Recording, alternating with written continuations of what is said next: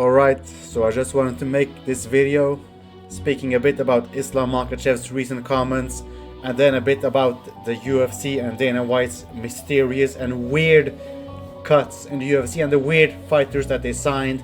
I want to talk a bit about it, but first of all, I want to talk about Islam Makhachev and his recent comments on Ilia Topuria and how he wants to fight him on the White House. So let's just play this video and talk about it.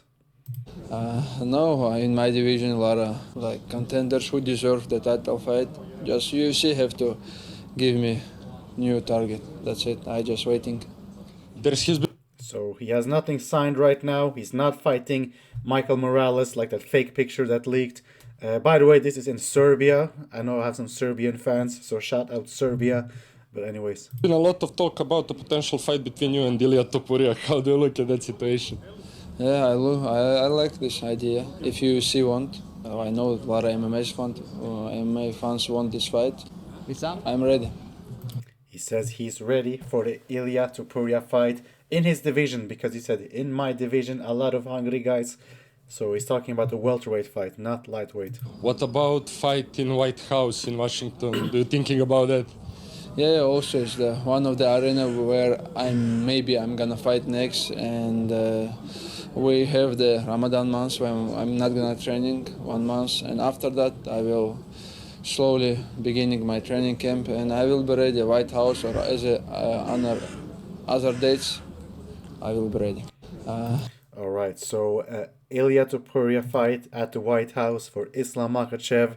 So and it's probably going to be in June, it looks like, because Ramadan is now in like a week. And let's say he's going to be off for a month. Then, he's going to need like 2 or 3 months to train. So it's going to make sense. And they need big stars. And like the only people that make sense are Islam Makhachev and Ilia Topuria really to fight on that card. Only thing is that Merab said that the Russians won't fight on this card. But can we really trust Merab? I don't know. I think he's just talking out of his ears because it doesn't make sense. Anyways, recently the UFC cut Javid Basharat after he won. The reason that I react to this is not because I'm a Javid Basharat fan. I think his fight style is extremely boring. Like, it's going to be a decision regardless. His brother is a lot better. But anyways, it's still a bad precedent that they cut fighters off of victories, like Rinat Fakhretdinov. He was undefeated in the UFC. I think he was like 7-0 with 1 draw, and he got cut. While you have guys like Tai Tuivasa and 6 fight losing streaks, just still in the UFC. You have guys like Sam Alvey, obviously, who had like 9 fights losing streak or something. And it's not like Sam Alvey is some like huge UFC fan favorite. Like, why is he in the UFC for that long? And you have other guys as well that are on like these extremely long win streaks who are not even fan favorites, and they just keep getting like re-signed. And then you have fighters who keep winning, like Makhachev, undefeated, gets cut. I know there were some other reasons, but still, you have Javid Basharat getting cut of wins. Rinat Fakhretdinov.